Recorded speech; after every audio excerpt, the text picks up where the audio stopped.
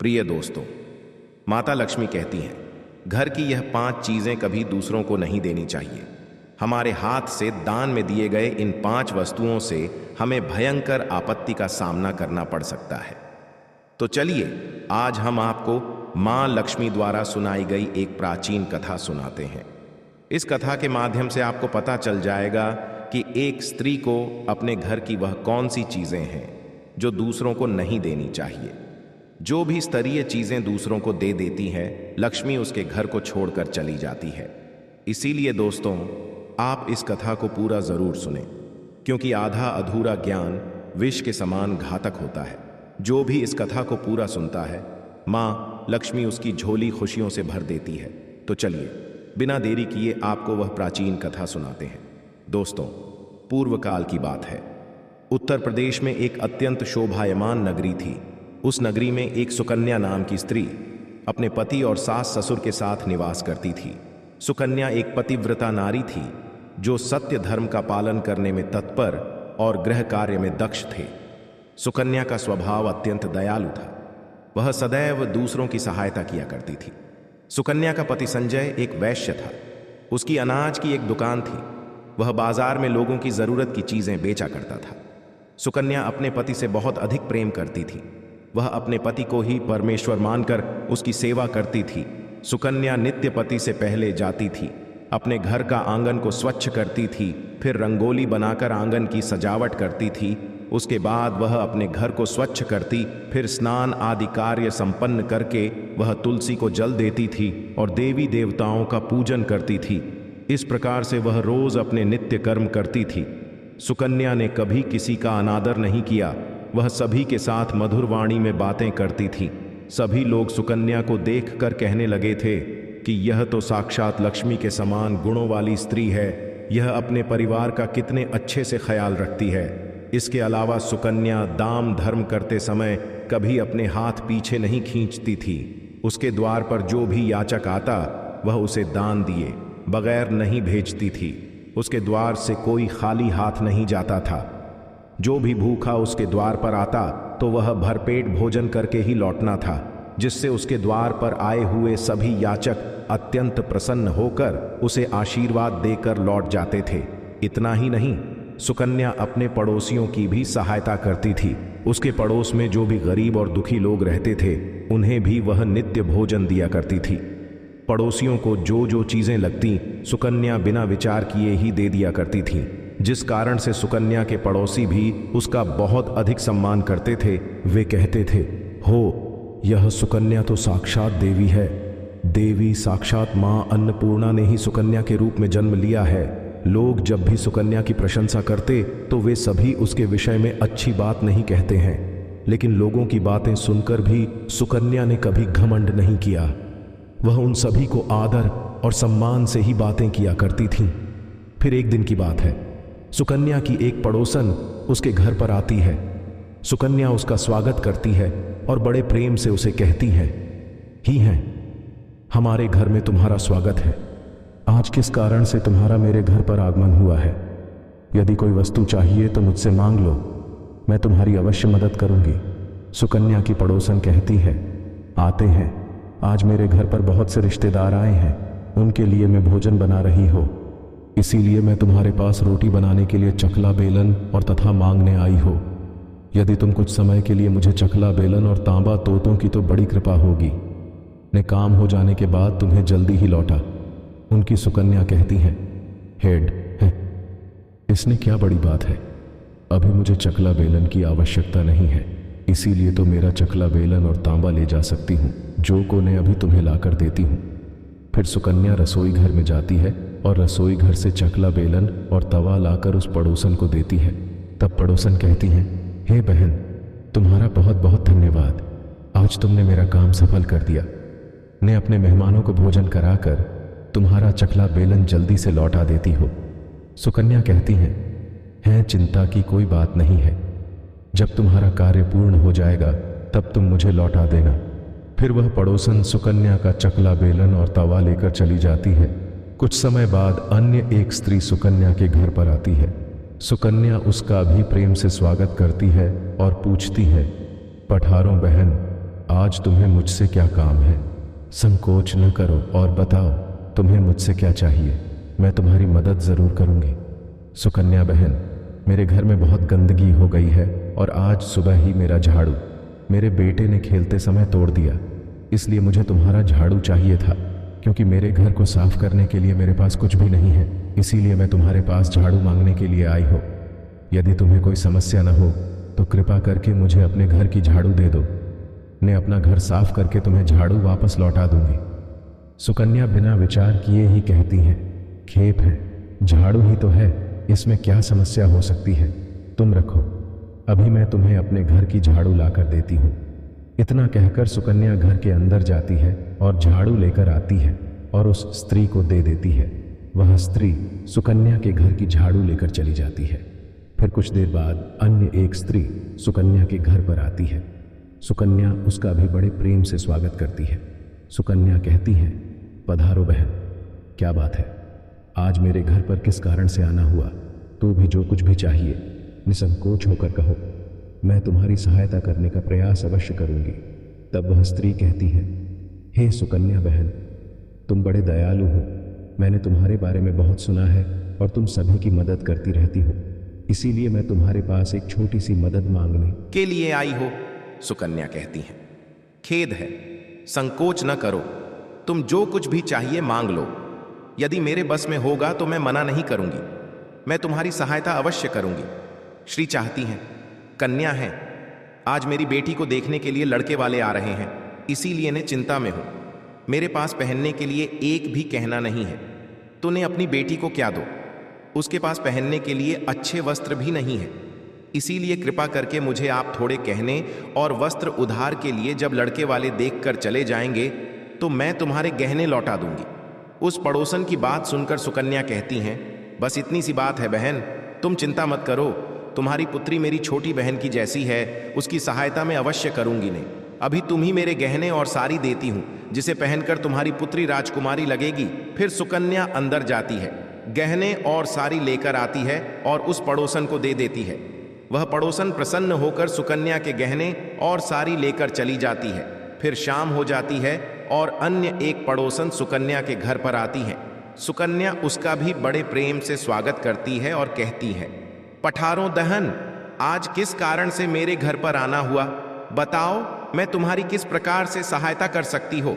तुम्हें जो को चाहिए निसंकोच होकर कहा, मैं तुम्हारी मदद जरूर करूंगी।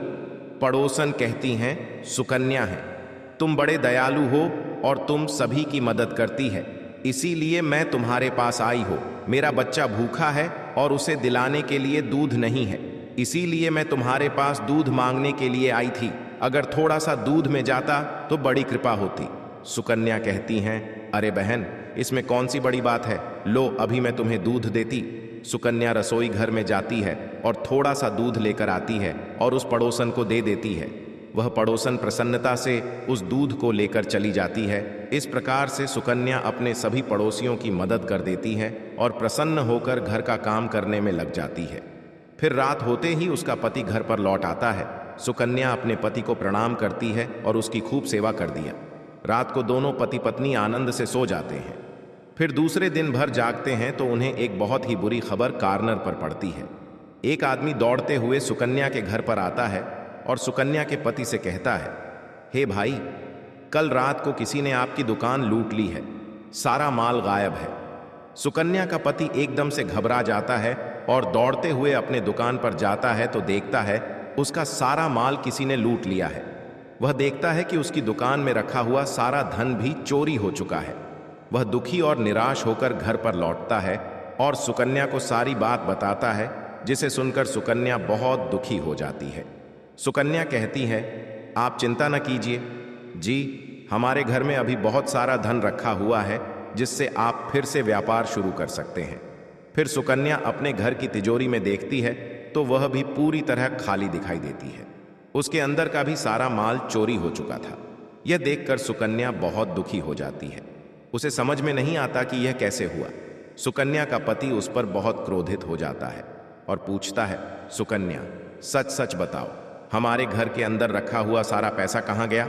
सुकन्या कहती हैं, ही स्वामी ने घर पर ही थी, सारा धन की चोरी नहीं था, किसने से चुरा लिया पता नहीं, अब शांत हो जाइए, हम कोई ना कोई उपाय जरूर ढूंढ लेंगे, सुकन्या का पति कहता है।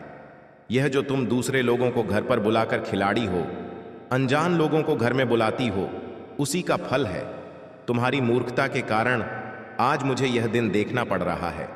हर समय किसी न किसी को दान देती रहती हो, यह उन्हीं में से किसी ने हमारे घर का सारा पैसा चुरा लिया है। क्रोध में आकर सुकन्या का पति उसे भला बुरा कहता है। सुकन्या की सास भी उसे बहुत कोसती है और कहती है, तुम ही पड़ोसियों को घर की चीजें देती रहती हो, बिना सोचे कि की भी मदद कर देती है। उन्हीं में से किसी ने सारा पैसा चुरा लिया है। घर के सभी लोग सुकन्या को भला बुरा कहने लगते हैं। फिर सुकन्या अपने पति को दिलासा देते हुए कहती हैं, हे नाथ ने मेरे कुछ गहने हमारी पड़ोसन को दिए हैं, ने उसके पास से गहने लेकर वापस आती है। फिर सुकन्या उस गरीब पड़ोसन के घर पर जाती है तो देखती है उसके घर पर कोई नहीं ही होता है। वह स्त्री भी घर छोड़कर सुकन्या के गहने लेकर भाग गई होती है। सुकन्या निराश होकर घर पर लौटती है और अपने पति को सारी बात बता देती है। सुकन्या की बात सुनकर उसका पति आग बबूला हो जाता है और सुकन्या को भला बुरा कहने लगता है। सुकन्या का पति कहता है, तुम्हारी मूर्खता के कारण आज मुझे यह दिन देखना पड़ रहा है। हर समय किसी न किसी को दान देती रहती हो, यह उन्हीं में से किसी ने हमारे घर का सारा पैसा चुरा लिया है। सुकन्या तुम बड़ी मूर्ख हो, तुम्हारे ही कारण हमारा सारा धन वैभव चला गया है। तुम्हारे दान देने की आदत के कारण ही हमारे ऊपर यह मुसीबत आन पड़ी है। अब तो इस घर में नहीं रह सकती, तो अभी इसी क्षण इस घर को छोड़कर चली जाओ। सुकन्या कहती हैं, हे नाथ, आपके सदा नीरा इस दुनिया में कोई नहीं है, ने आपको छोड़कर कहाँ जाऊं। सुकन्या अपने पति को हाथ जोड़कर विनती करने लगती है, तो पति उसकी एक नहीं सुनता और उसे अपने घर से धक्के मारकर निकाल देता है और कहता है, अब तो इस घर से चली जाए। कभी मेरे घर लौटकर मर्दाना सुकन्या अपने पति को हाथ जोड़कर विनती करने लगती हैं, केसवानी ऐसा न कहिए, ने कोई अपराध नहीं किया है, आपके के बगैर मैं जीवित नहीं रह सकती, मुझ दासी को आप घर से मत निकालिए। लेकिन सुकन्या का पति उसकी एक नहीं सुनता है और उसे अपने घर से धक्के मारकर निकाल देता है और कहता है, अब तो इस घर से चली जाओ और लौट कर मत आना, चाहे तो किसी नदी में कूदकर अपनी जान दे दे। लेकिन कर रोते हुए अपने पति के घर को छोड़कर चली जाती है।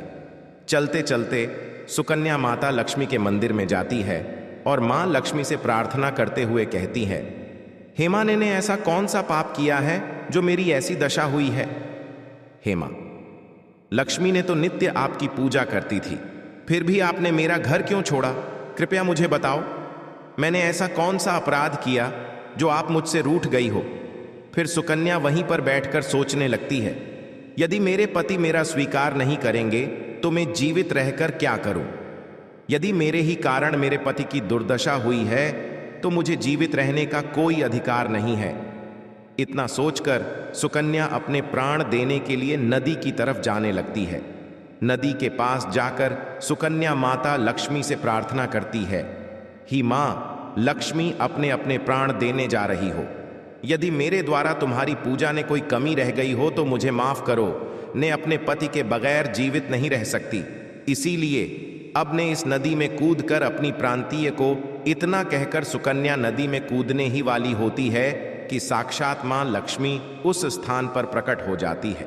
माता लक्ष्मी सुकन्या से कहती हैं, रुक जाओ सुकन्या, तुम यह क्या कर रही हो। तभी सुकन्या आंखें खोलकर देखती है कि साक्षात मां लक्ष्मी उसके सामने खड़ी है। तभी सुकन्या हाथ जोड़कर उन्हें नमस्कार करती हैं। मां लक्ष्मी के दर्शन करके बहुत प्रसन्न हो जाती है और कहती हैं, छेना, मुझे क्षमा करें, मैं बहुत बड़ा पाप करने जा रही थी। मां लक्ष्मी कहती हैं, हे सुकन्या, मनुष्य को स्वयं अपने प्राण नहीं लेनी चाहिए, चाहे कितनी भी बड़ी मुसीबत सामने हो। आत्महत्या करना और किसी को उसे करने के लिए उकसाना, उन्हें भी बहुत बड़ी महापाप है। इस पाप से मुक्ति आपको नरक लोक की कठोर से कठोर सजा पाकर ही मिलती है। आपको ईश्वर ने जो शरीर प्रदान किया है उसे ऐसे नष्ट नहीं करना चाहिए। सुकन्या कहती हैं कि मैं विवश हो, मेरे पति ने मेरा क्या किया है, मेरे ही कारण मेरे घर का सब कुछ लुट गया है, इसलिए मेरे पति ने मुझे छोड़ दिया है। पर ने अपने पति को छोड़कर जीवित नहीं रह सकती। इसी कारण से मैं विवश होकर अपने प्राण देने जा रही थी है सुकन्या। मैं सब कुछ जानती हूं और यह भी जानती हूं कि तुम्हारे पति ने तुम्हारा प्यार क्यों किया है। यह सब तुम्हारी ही भूल के कारण हुआ है। तुमने अनजाने में कुछ ऐसा चीजों का दान किया था जिस कारण से मुझे तुम्हारा घर छोड़ जाना पड़ा। जो भी स्त्री अपने घर की इन चीजों को दूसरों को दे देती है, उनके घर में मेरा वास नहीं होता है। मैं उन वस्तुओं के साथ ही उनका घर छोड़कर चली जाती हूं। ऐसी कौन सी वस्तुएं हैं? कृपया आप मुझे बताइए। मैंने कौन सी वस्तु का दान किया था जिस कारण से आपने मेरे घर का त्याग किया है देवी? लक्ष्मी कहती है, ही पुत्री, अब तुम ध्यान से सुनो। नेत, उन्हें उन चीजों के बारे में बताती हूं जब किसी भी स्त्री को दूसरों को नहीं देनी चाहिए। इन चीजों का दान करने पर मैं उस घर को छोड़कर चली जाती हूं। हे सुकन्या, तुम्हारी सबसे पहली भूल यह थी कि तुम्हें तुम्हारे घर का चकला बेलन और दान कर दिया था। किसी भी दूसरी स्त्री को अपने घर का चकला बेलन अथवा कभी नहीं देना चाहिए। रसोई घर में इन वस्तुओं का महत्व सबसे अधिक होता है। आपके घर में इन वस्तुओं की पवित्रता सदैव ही बनी रहनी चाहिए। आपको शांति से बैठ जाना चाहिए और अपने दिमाग को शांत होने देना चाहिए कि कुछ कटोरी के गंदे पानी की तरह ध्यान रहे। जितना ज्यादा आप अपनी सोच से लड़ने की कोशिश करेंगे, उतनी ही आपकी भावनाएं मजबूत होती जाएंगी, खासकर नकारात्मक भावनाएं। इसीलिए अपने दिमाग को अपने आप शांत होने दीजिए। ऐसा हो जाने के बाद अब धीरे धीरे अपने विचारों को पहचानिए और उसे दूर होते जाइए। अंत में आप एक ज्यादा स्पष्ट और शांत मन पाएंगे। ध्यान रहे, ज्यादा सोचने की आदत से कम सोचने और खुश रहने की आदत को अपनाने के दौरान तनाव बिल्कुल मत लीजिए। सोचना बिल्कुल सामान्य बात है, लेकिन इसमें बहुत समय बिताना हानिकारक है। इसलिए अपने हर पल को ज्यादा से ज्यादा जीने की कोशिश कीजिए। सोचने में समय बर्बाद मत कीजिए। हमेशा याद रखें कि शांति पहले से ही आपके अंदर मौजूद है। आपको बस सोचना बंद करके इसे महसूस करने की जरूरत है और यकीन मानिए, एक शांत मन आपको शांत और सफल जीवन की ओर ले जाएगा। शिष्यों ने गुरु से अगला प्रश्न किया कि हम बिना सोचे जिंदा रह सकते हैं। गुरु ने कहा, अपनी जीवन के उस पल के बारे में सोचिए जब आप अपने काम में पूरी तरह से ध्यान मग्न थे। वह समय जब आप अपने काम में इतना ज्यादा हो गए थे कि आपको अपने पास के ही कोई सुध नहीं थी। क्या आपको याद आया? अब जरा उस छोड़कर अपने विचारों के बारे में सोचिए। क्या उस समय आपके दिमाग में कोई विचार था? मैं बताता हूं, नहीं होगा, क्योंकि व्यस्तता के पलों में आप एक अलग ही अवस्था में चले जाते हैं। अपने काम में पूरी तरह से रम जाते हैं और इसे ही अपने काम के साथ एक होना या प्रवाह की अवस्था कहते हैं। और यह तब होता है जब आपको अपने काम से बहुत प्रेम होता है और इस स्थिति में आप सभी विचार और भावनाओं को भूल जाते हैं। जब कोई इंसान प्रवाह की अवस्था में होता है, तब उस इंसान का ध्यान इतना गहरा होता है, यानी कि वो इंसान अपने काम में इतना मग्न होता है कि उस इंसान के दिमाग में उसकी उपस्थिति ही खत्म हो जाती है, यानी कि उन्हें खुद की मौजूदगी कभी पता नहीं रहता। इस अवस्था में न तो आपको भूख लगेगी, ना ही प्यास, ना ही गर्मी और ना ही सर्दी। इस अवस्था में आपकी एकाग्रता चरम सीमा पर होती है और इस स्थिति में आप जो भी काम कर रहे होंगे वह अपने आप होने लगता है, क्योंकि इस स्थिति में आपका अवचेतन मन काम कर रहा होता है और आप सिर्फ अपने काम पर ध्यान देते हैं। यह एक विचार शून्य अवस्था होती है जहां विचार, चिंता और संदेह के लिए कोई जगह नहीं होती है। समस्याओं का काम ही हमें शांति और खुशी के रास्ते पर जाने से रोकना है और किसी समस्या को पैदा करने में हमारी सोच और चिंता अहम भूमिका निभाते हैं। इतना अहम कि कोई घटना जितनी बुरी नहीं होती है, यह उसे हमारे दिमाग में उससे भी बुरा बनाकर हमें डराते हैं। हो सकता है आज के बाद अपनी आदत में बदलाव लाकर आप ज्यादा सोचना और चिंता करना कम कर दें। आप नकारात्मक भावनाओं को महसूस करना कम कर देंगे, लेकिन आपका दिमाग फिर आपको सोचने और चिंता करने पर मजबूर करेगा। और ऐसा सिर्फ इसलिए होता है क्योंकि आपका दिमाग नए अभ्यासों से अनजान है। जीवन की शुरुआत से आप जो कुछ भी कर रहे हैं वो है सूचना और चिंता करना। अब जब आपने उन्हें अपने दिमाग से हटा दिया है तो आपको सहज और अजीब महसूस होगा। और जब दिमाग में कुछ नहीं होता तो कुछ गलत लगना स्वाभाविक होता है। ऐसे में आपको इस प्रक्रिया पर और खुद पर विश्वास करने की सबसे ज्यादा जरूरत है। आप अपने दिमाग को बेवजह की चिंता और सोच से मुक्ति रखी यकीन मानो, यह जरूर काम करेगा जिसके बारे में हमें पता नहीं होता। उससे डर लगना स्वाभाविक है। जैसे विचार शून्यता की अवस्था से आपका दिमाग अनजान होता है, लेकिन यही वह अवस्था है जहां सबसे ज्यादा अनुभव और मौके मिलते हैं। यही वह अवस्था है जहां आप एक बेहतर इंसान के रूप में विकास कर सकते हैं। अब आपको फिर से उन बुरी आदतों में पढ़ने की जरूरत नहीं है जो आपने पहले थी। आपका दिमाग तो जानी पहचानी चीजों की तलाश करेगा है, ठीक वैसे जैसे प्रदेश में जाकर अपने देश के लोगों की तलाश करते हैं। लेकिन आपको अपने इरादे में अडिग रहना है, और अगर आप खुद को बार बार असफल होते हुए पाते भी हैं तो घबराने की बात नहीं। गलतियां भी इंसान के जीवन का ही हिस्सा होती है, बस आपको रास्ता पकड़ कर रखना है।